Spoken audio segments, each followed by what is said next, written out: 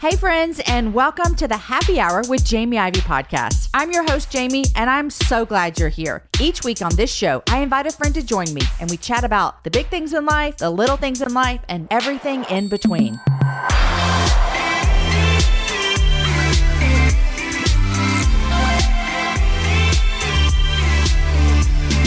Hey Faith, welcome back to the Happy Hour. Thanks for having me. I was telling you that it's almost 365 days from when you were on here last time, because you were here last February of 2021, and then here you are the end of January. So I first want to ask you, tell me all the updates, the big ones. What's happened in your life in the past year? Yeah. So since the last time I was on the podcast, I got engaged, and then we eloped 2 months later, and I got married. And then we got a dog. I moved to Maryland, and we have just started this whole new brand new adventure together. And we just bought a house a few months ago. So much has changed in such a short time. 5 of the big life changes happened in the last 12 months. Yeah. So many. It's so very exciting. Okay, so I have to ask you this, because I've never met anyone. Besides, actually, my parents eloped. And so I was going to say I haven't met anyone, but I mean, they went and got married in Vegas, 47 years ago. How was eloping? Tell me about it. Oh, it was so great. So we ended up kind of putting something small together. Our parents wanted to be there. So my brother married us. My mom and dad came into town. And Marcel's mom came into town. His dad wasn't able to come. So it was just like us and our parents. And it was just so cool. It was so relaxed, so low key. We had a photographer take our pictures, and then we just went out to brunch to eat. And it was so perfect. I mean, I had spent so many years when I was younger dreaming of this like really big, spectacular day. But then once I hit my late 20s and early 30s, I was like, you know what? I just want to be married to my person, and I don't care about all the hoopla. And there's nothing wrong with it. Everybody's different. I just didn't want it. I wanted a house more than I wanted a big wedding. And so we got a house. You know what? That is wisdom right there. That is such wisdom. I got married super young. And I remember my dad offered us $10,000 to have a very small wedding. And then he would give us like $10,000. And with more life under my belt, I look back at that 24-year-old girl, 23-year-old girl, and I'm like, girl, take the 10 grand. Yeah. Although everyone has their thing. Well, congratulations. And I love seeing you on social media and all the things that you're doing. Well, I want to talk to you about something that is near and dear to your heart. Is just yesterday you released your book, Remember Me Now, a journey back to myself and a love letter to Black women. And I want to hear from your heart, just where did this book come from? Explain the title to me, and what do you hope for this book? Oh my goodness. There's so many like deep feelings that I have about this book and about the title. So I was really compelled and saddened by what happened to Breonna Taylor and the collective response. And everybody was grieving and upset. And the fact that we found out about her case like months and months later, there were just so many elements that made me feel like, why wasn't this a priority for her story to be told sooner? And why is it so often that Black women are given their flowers once they're gone? I mean, her face was on magazine covers, illustrations of her, they were everywhere. And once they had released the police report about what happened to Breonna, and it said her injuries were none, I was so devastated to see that. And it really made me start to think, you know what? Why is it that we aren't remembered now? Why is it that when we're gone, we're remembered and we're giving people their flowers and, oh, you were so wonderful, you're so great. And as I began to think of my own identity and Black women as a whole, I thought it is so important for us to be remembered now. And so that's where the title of the book came from. And as I thought more about it, I just said, you know what? I want to write something that's a love letter to Black women, because I longed to read a book when I was younger by someone that looked like me and that I could relate to, and I just couldn't find it, especially in certain Christian spaces. And so I just was like, you know what? I'm going to write it. And so that's kind of where some of this book has come from. And you know, there's so many things I've written over the years that are in it, but it's a special book for sure. It is special. I got the opportunity to have it early before we interviewed, and read some and listened to some. Your team sent me your audiobook. So I listened to some, I read some. Um, I want to ask you a question that I think a lot of people would probably be wondering. I'll set it up like this. A couple weeks ago, Vivian Mabuni, which I think that you know Vivian as well, was on the show. And Vivian has a podcast that she unashamedly says is for Asian American Pacific Islander women. And I asked her, like, where does that leave me as a white woman? And she's like, I want you to listen. I want you to learn. I want this space to be for them. And I want you to learn as well. And so I want to ask you the same question. You know, you wrote this book because you said this is a book you wish you would have had as a Black woman in America. And the book is full of letters. What does this book mean for white women in America? Yeah, you know, I like to say that I think this is the book that I hope all of my white friends would read. Um, because I think there's so many things, so many stories and moments that I've included in here that are so vulnerable that people probably from, you know, years ago never really knew that that's how I felt or Mhm. what I experienced, because I just at the time didn't have the words or the courage to say, like, this is what's happened and this is how I've been affected by it. And so I hope that my white friends pick it up and read it, because I think it's important to experience and learn different perspectives and stories that are different from your own. I've done it for so many years now, found, you know, nuggets and pieces of, you know, good things and books that weren't necessarily directed towards me that I mean, I might not have been in that season of life. I probably wasn't a wife or a mother at the time. But I still read the book because I thought, you know, this will be great to read. It would be great to check out, great to see. And so I hope that people can have that same posture with this book, just to enjoy it, support, and learn something different. I love that, Faith. You know, a lot of conversations in the last couple of years about, you know, injustice in our country around people of color and the way our country was formed and everything that we have endured. A lot of conversations go back to education, you know, and just like educating yourself about the past, the present, educating yourself about what your brothers and sisters might be feeling. And as a host of a Christian podcast, like my hope is that, like, as followers of Jesus, that we would care about people who are different than us, whether different location, whether sexual orientation, whether skin color, socioeconomics, whatever it might be. And one of the biggest ways that that happens, you know this, you just expressed it so beautifully, is that we get closer to things that are different than us, and we get closer to people and social issues and just things that maybe we haven't experienced, we never will experience. And as a mom that is parenting Black children, I've seen that firsthand about how much my life has been changed because of my kids' experience. Whereas it's not their job to teach me, but I have really close proximity to them because Mm-hmm. I live with them. And so I felt that when I was reading your book too. And I felt like, man, it gives me a kind of a window into something that I truly have never experienced. I want to talk about a couple of your chapters. One of them, you had a chapter called Don't Touch My Hair. And because I'm a mom of a Black daughter, I understand this a little bit more than maybe some of my other white friends. But that sounds like a funny title, and it's not a funny title. It's a very personal and, you know, thing that you and a lot of Black women have endured. But you go deeper in that chapter about just talking about beauty and what that was like. Can you share a little bit about that with us?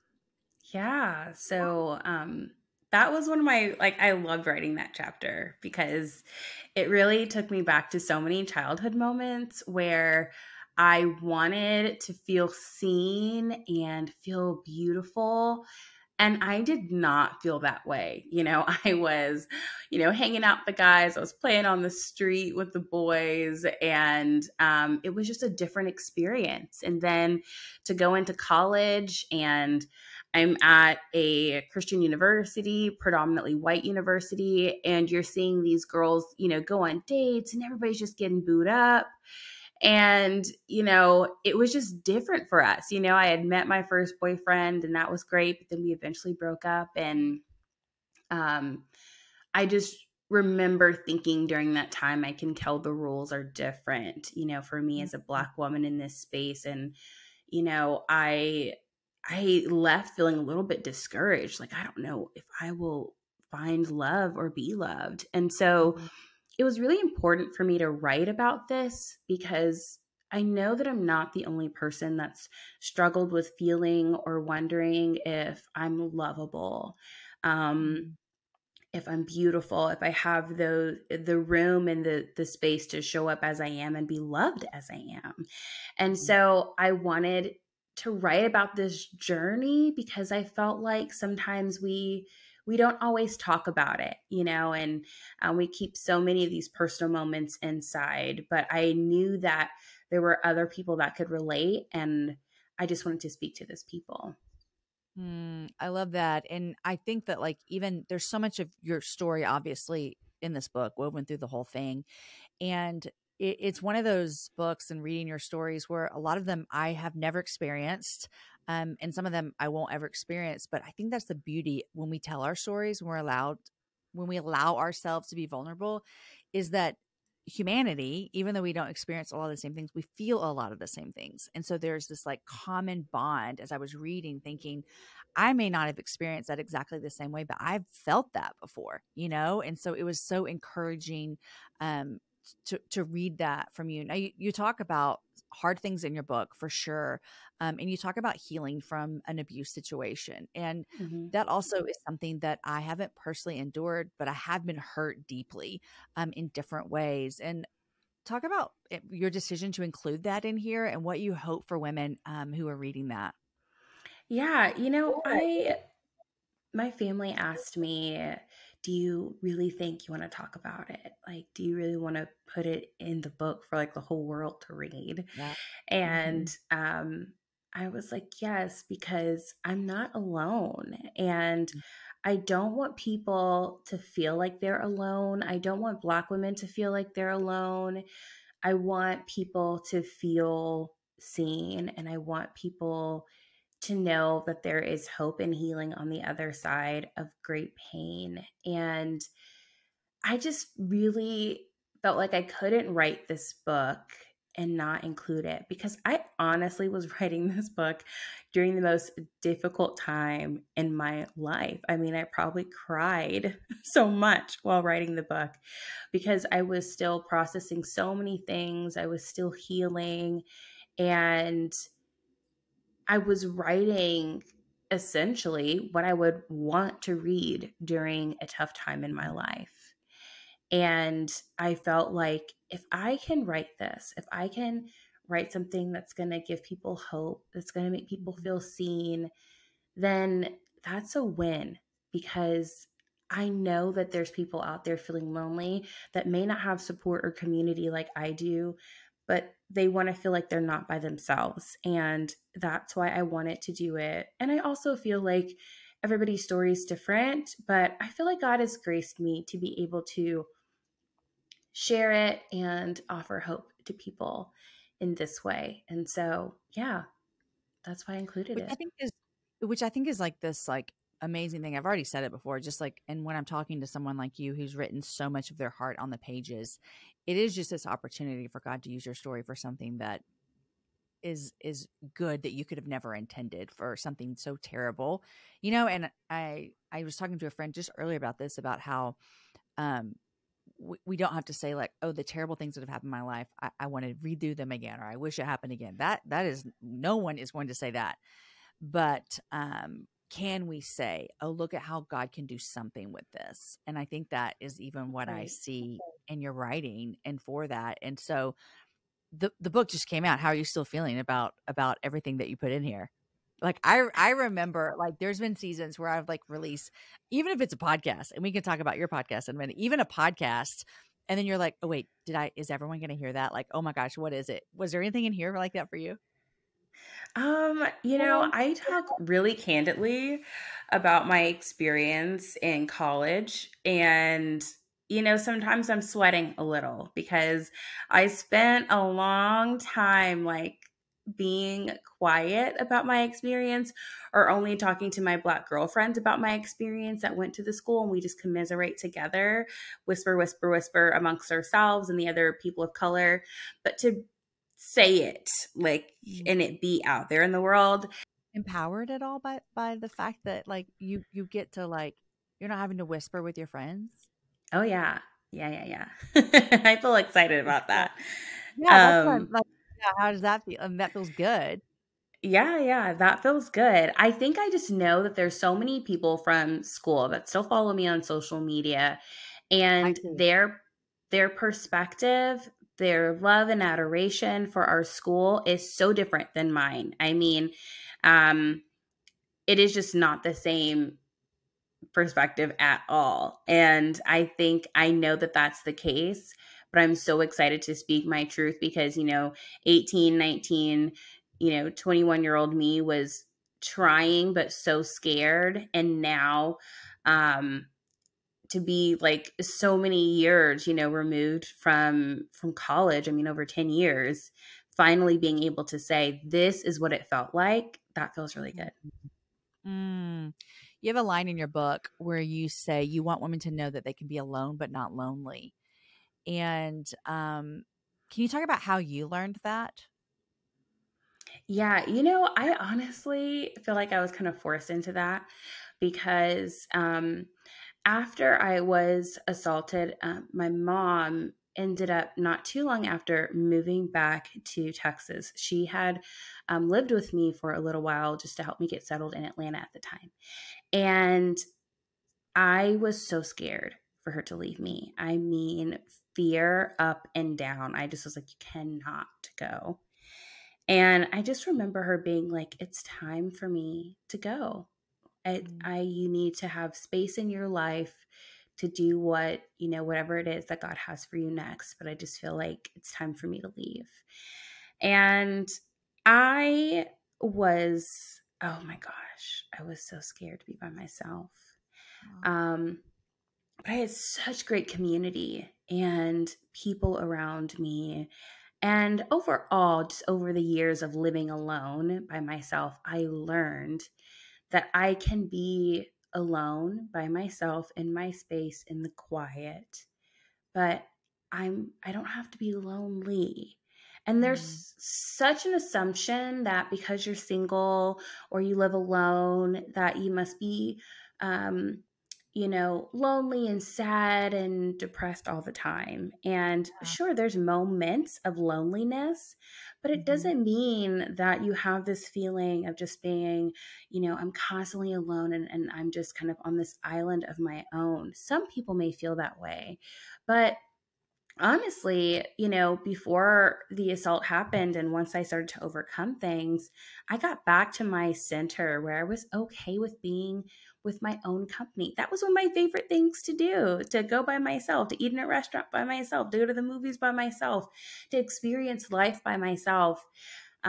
There's so many people who are single and empowered, not Mm. single and feeling, destitute or whatever. And I really wanted to challenge that narrative Yeah. because it's just not true. And even when you go through the hardest of times, like I was experiencing, even when I was having my greatest fears, by my mom leaving and making room, I was by myself and I had to overcome my fear so I could get back to my sweet spot of being okay with being by myself.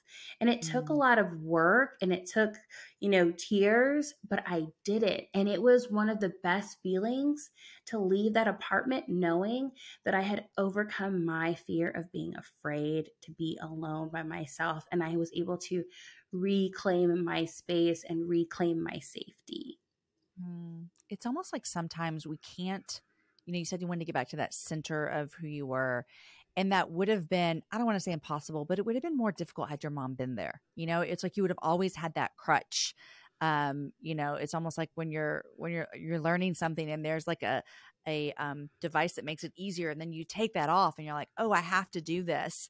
I also want to say, as someone who has been married for, how long have I been married?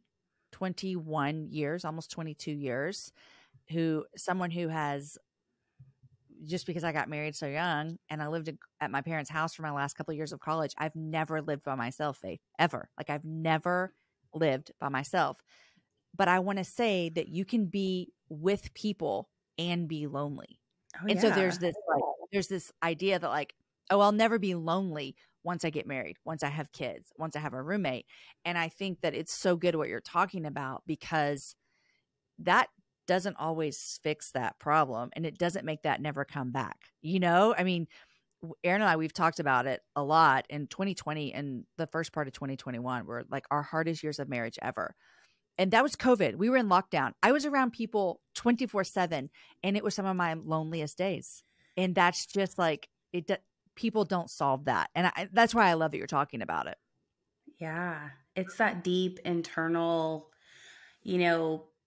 peace, anchoring that you continue to cultivate, within you. Mm-hmm. And it's something that my mom and I talk about a lot. And it's something that she would always encourage me with. The world around you will be chaotic, but you must learn to develop a stamina for your own inner peace. So that way, when the things are chaotic, you still find peace within yourself and you're not completely moved by the chaos around you. It's so good to not let that chaos affect your peace inside of you. I think that's something I might be learning until I die, like keep revisiting that. One thing that I know that you talk about, and I've seen you talk about this before, is this idea of self-care for yourself, and really encouraging in your book, Black women to really take care of themselves, not in the, I need to go out and get a massage every week, although that does sound lovely, doesn't it? But what does it look like for women in general? And you can speak very specific to Black women as well. Like, what does it look like for us to take care of ourselves in different seasons? Because, you're just talking about how your mom encouraged you, like, even when the world's chaotic, to find that peace. Is that self-care that you're talking about? Or what does it look like for you to take care of yourself? Yeah, I think that's a form of self-care. And then also, I would say for Black women specifically, it's releasing ourselves from feeling like we have to save everybody and we have to fix it all. When there's a lot of things going on, oftentimes, especially when injustices are happening, Black women are at the forefront leading movements and doing all these things. And I think it's great. I think it's awesome that we show up in that way. But at the same time, I also think it's great for us to just say, you know what? If I don't have it, if I don't have the capacity, I can take time to take care of myself. And I think that far too often we focus on everyone else and ourselves last. And I just don't think that it's healthy for us to live that way. In general, what I would say for people, everyone, when it comes to self-care, and it's something I'm constantly learning, number one is, how can I rest? Not just sleep. How can I rest? How can I be internally rested? I used to not think there was a difference, but there's a total difference between sleeping and waking up and you feeling rested, and then actually like resting my mind, my body, my soul. It's just at rest and it's at peace. I know when my mind is running 24 miles an hour, I could have slept 8 hours, but it still was running. I woke up, went to bed tired. I woke up tired, went to bed stressed, and I woke up stressed. And so it's finding a way to find your anchor, find that inner peace. And for me, my faith is really what helps ground me in that way. and trusting God, which can also be difficult, but it's just, trusting God in the midst of the unknown and finding ways to not feel so shaken and moved by the stress of life around me, because there will always be something. And the other thing I would say for self care is to truly, be okay with saying no, be okay with Mm, disappointing people. I talk about this in the book, but, we always talk about be selfless, be selfless. And I'm like, you know what? I wish somebody would have taught me a little bit more about being selfish in some ways, because sometimes I need to say, that's just not going to work for me. I mm, understand that might be what you need from me, but I don't have it, which means I cannot get done what you'd like me to. I can't show up in the way that you like me to. And I've even had to say that to friends, like, hey, listen, you need something from me that I don't have right now in this season of my life. And mm. so I'm not going to be able to offer you what you need because I have to take care of myself. And Oh, so, yeah, I mean, check on your strong friends, because sometimes we're over here in crisis and we don't say anything. mm. And I think it's just so important for us, especially if we are those people that are usually there for other people, to set clear boundaries so we can show up for ourselves and not feel guilty about it. That's so good. I was just thinking about Lisa Turker's book, Good Boundaries, Goodbyes, that came out last year, and she does such a great job of expanding on that. When you were talking about like going to bed stressed, waking up stressed, and sleepy and tired, and I was like thinking, it's all so seasonal and situational, and every person has different things that are gonna make them feel that way. And I'm parenting 4 teenagers, and teenagers are awesome. They also bring me a lot of anxiety because they're not even doing necessarily something bad. I just know they're teenagers, and I was a teenager. And so my husband, Aaron, is always having to remind me that I can't rise and fall with them. And it doesn't mean I don't care what they're doing. It doesn't mean I'm not parenting. He's just trying to say, like, you can't function if you're continually riding the up and down wave of who they are. And so as you were talking about that, I was like, that's what it would feel like for me, if like self-care, not necessarily like I need a bath and a glass of wine at night, although that sounds lovely, but I need to like deep in and anchor myself, my faith as well, to saying, I'm going to trust you, God, and not ride the waves of teenagers' moody emotions. I'm going to say Yeah. here. I want to ask you a question that I thought of. You mentioned something about oftentimes when there is a social injustice that is brought to the light with media and social media, which we have, I think, thankfully seen so much of in the last couple of years, not the social injustice, but the brought to the light part. You mentioned that, and I've heard this from a lot of my friends who are Black, is that there is this sense of like, I need to know everything. I need to have all the answers. I need to speak about this. I need to do the things. And I know a lot of Black women do carry that weight.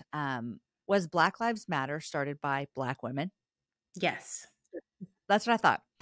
So as you were talking about that, it made me want to ask you as a friend, me as a white woman, you as a Black woman, in those situations, how can I care best for the soul and the rest of my sisters in Christ, my friends who are women of color, who now I know, like you've just told me, they're going to be carrying a lot of heavy weight when we see a Breonna Taylor, a moderate, something like that. How can we care best? Yeah, I think some of the ways that some of my friends showed up for me in just the sweetest ways was like one friend sent me this really thoughtful self care box from this company. And it was actually like a Black woman who would curate these self care boxes of products from small Black businesses. And it was just the most random Mm, and kind thing that she could have done. And some people were, buying me dinner or coffee and just, sending me a short and sweet message like, hey, I don't want to bother you. I don't even want anything from you. I just want you to know that I see you. I believe in you. I'm thankful for you. And if you need anything, or you need mm, space to talk, let me know. And a lot of this was from my white friends, and they were really kind in doing that. And I felt like it was a great way for them to reach out to me and to show that they cared. And if they did have questions, they would ask kindly, like, do you have the space, or do you have the emotional capacity to answer this question? And they were okay with my answer, whether that was like, yes, I do have time, or actually, I don't have the emotional capacity right now, but can I get back to you another time? So I think that in and of itself was really kind and a great way for us to like engage together. Just acknowledging the pain, Yeah. acknowledging the tension. I think that goes so far. And that's across the board. I remember just recently, I think it was in Denver, the shooting at a club, LGBTQ club in Denver. I think it was the last one, which is sad that I'm trying to think of the last one.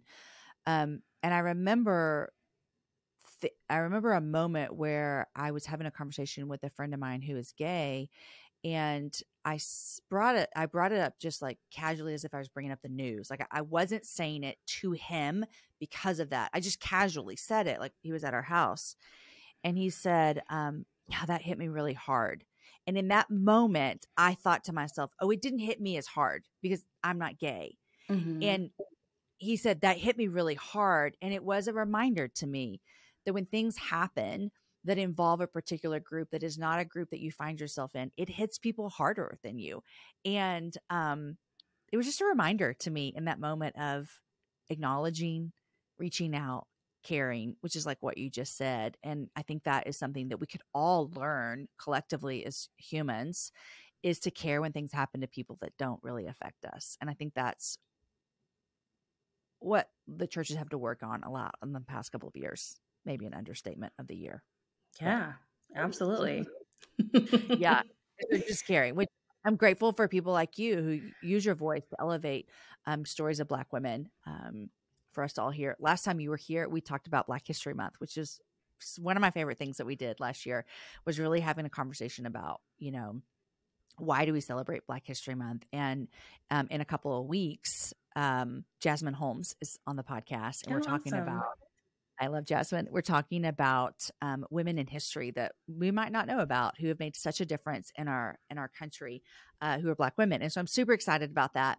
But I'm gonna put you on the spot here because I didn't tell you I was going to do this. But would you just recap for us, because here it is. We've got like 10 more days until February, and it is Black History Month. And while I feel like we've come a long way, I told you this last year when you were on the show. I remember being in high school and having the thoughts of like, why do we need a Black History Month? And by the grace of God, and 24 years of aging, but would you just give us a little like recap? Just remind us. So why does it matter that we have conversations around Black History Month? Yeah, I think Black History Month is a great time to remember and celebrate those that have gone before us, and just to remember the history. When you see in the news injustices happen, and you see the Black community, or Asian American community, or whomever, whatever group, starting to get like upset and feel like passionate about like, why is this happening? Like, what's going on? Like, just know that we see ourselves in that injustice. It was Brianna, but it could have been me. It was Ahmad, but it could have been me. Like, that's how it feels. And it's important to remember history, because you'll see that Ahmad and Brianna and George Floyd are one of, hundreds of thousands of lives that have been taken unjustly. And this is not something new to our community. But if you're not connected to history and really understanding the roots, not only is it hard to empathize, but it's harder to move forward and bring about change. It's harder to, really petition that people be in a posture of lament and wanting to repair the harm that has happened. And we have to know true history in order to move forward. And, there's so many obstacles these days to having conversations about this is what actually happened, and why. And I think we don't need to be afraid of the ugliness, the hard parts of history. We need to remember it so that we don't repeat it. And I think sometimes we have a hard time engaging in the act of remembering and acknowledging. And so, therefore, we see a lot of repetition with the Mm. injustices. And the move towards justice and equity feels very slow because there's a lot of resistance when it comes to remembering. Remembering doesn't make us bad people. It doesn't make, it's not to make people feel guilty. It's to empower people to move forward and to be a part of change. I love it. Empowering people to move forward and be a part of change. Faith, I'm really grateful. Congratulations on this book. The book it came out yesterday. Remember Me Now, A Journey Back to Myself and a Love Letter to Black Women. I encourage you all to pick it up wherever you get books. I would love to find out what you're reading these days and what you're loving. Yeah. So I just read a book on leadership. It's called Leadership on the Line. It was a really good book. And I also just read a book by Renita Weems called What Matters Most. I love Renita Weems. She's a Black theologian, and I love reading her books. I'm trying to read every single book that she has. I have another book from her on the way. And I just love the way she talks about God and faith. And I'm just really enjoying learning from more Black women theologians and the way that they connect our experience with faith and God. It's just been really inspiring. So, yeah, those are some things I've read lately. I love it. You said that you're watching Severance, Oh my gosh, yes. and I have only seen like 3 episodes because I've seen it on airplanes and that's all they were playing. Do I need to keep going? Yes, you're missing out. You have to keep It's going so because good? yes, because the first, when you kind of like ease into it in the beginning, it is a little slow. Um but you have to finish. If you're on episode 3, I think it starts to pick up around episode 4, but by the end of it, your jaw will be on the floor and you'll be like, "Oh my gosh, what just happened?" I've So, been very intrigued, but it has been kind of slow, but it still has me on my attention. Aaron's out of town for the next couple of nights. I think I might dive back in oh, you have by to. myself because he hasn't been watching it. That's the dilemma I have here. I don't know how you and your husband are. We don't watch a lot of shows individually unless we're out of town, Yeah. and so it's hard to get it in. So he's gone. I might catch back up tonight with it, and I'll let you know how it goes. Yeah. Um, Faith, congratulations on your book. Thanks for coming back on the happy hour. We're cheering you on over here. And everyone also go listen to your podcast, Melanated Faith, hosted with a friend of the show as well, Catherine Freeman. And so you guys you have launched your new season, haven't you? Yes. Yes, we launched season 5. So, we're just Congrats. diving in. Thank you so much. I love those conversations. They're my favorite conversations because you could talk about traveling to like the deepest conversation. Like I love it. That's the kind of conversations I love. So I love what you and Catherine are doing. Faith, thanks for coming on the happy hour. Thanks so much.